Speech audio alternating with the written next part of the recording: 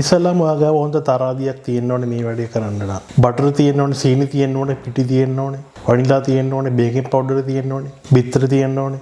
මේ ඔක්කොම තියෙන්න ඕනේ ඔයාලට බටර් කේක් එකක් හදන්න ඕන නම්. මම කලින් වීඩියෝ එකක ඔයාලට කියලා තිබ්බ එකපාර බටර් කේක් එකක් මම කෑවා කියලා. ඒක හරියම රහ කේක් එකක්. අපි ගෙදර හදපු එකක් නෙමෙයි මට හම්බුන එක. අද අපි කරන්නේ මේ වගේ කේක් එකක් හදන එක. හැබැයි අද බටර් අපි ගාව නැහැ. බටර් ගණන් වැඩි. අපි පාවිච්චි කරන්නේ ලූස් විදිහට අපි ගත්ත මාගරින් එක්ස්ට්‍රා. මේ තරාදී කිරන්න දාලා තියෙන්නේ. මෙන්න ක්ලෝස් අප් එක පෙන්නන්න මෙහෙම තමයි. මාගරින් කිරමු, සීනි කිරමු, පිටි කිරමු. තව මොනවද කරන්න තියෙන්නේ? බිත්තර කිරනවද? නෑනේ. බිත්තර ගන්න ගෙඩි ගන්න. බිත්තර ගෙඩි ගන්න. ගෙඩි ගන්න කිරලා සෙල්ලම් දාලා බටර් කේක් එක හදමු. බිත්තර කිරන්නේ නැහැ කියවට පොඩ්ඩක් කිරනවා නිකන් ජොලියට වගේ. හේ. ඊළඟට තියෙන කොමිඩි අපි ගන්න ප්‍රීමා ෆ්ලෝ. මේකේ ගහලා තියෙනවා කේක් කියම් හදන්න කියලා. මේ බලන්න.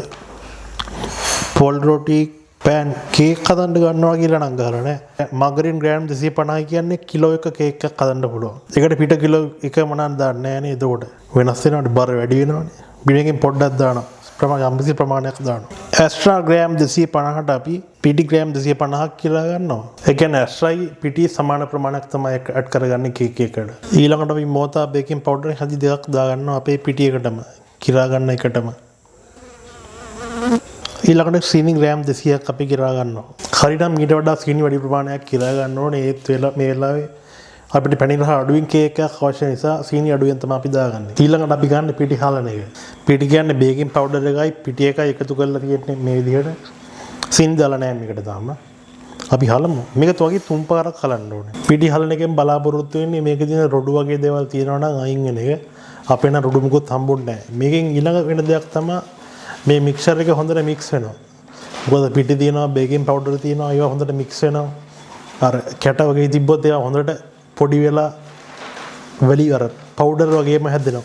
ඒ ක්‍රමයෙන් තමයි බලාපොරොත්තු වෙන්නේ පිටි හලන්නේ. ඊළඟට අපි කරන්නේ එක්ස්ට්‍රා සීනි එකට දාලා අපි බීටරෙන් ගහන එක.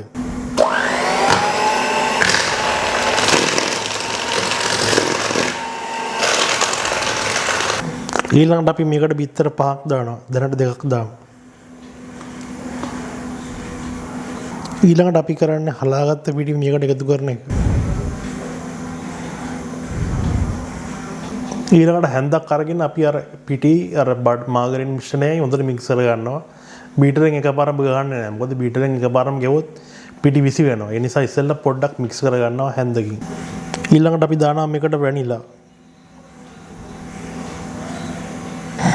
වැනිලා කියවට වැනිලා ෆ්ලේවර් එකක් ඒක රසකාරකයක්. ඊළඟට අපි ගන්න වැනිලා රසකාරකයි අරවයි හොඳට බීට් කරගන්න එක.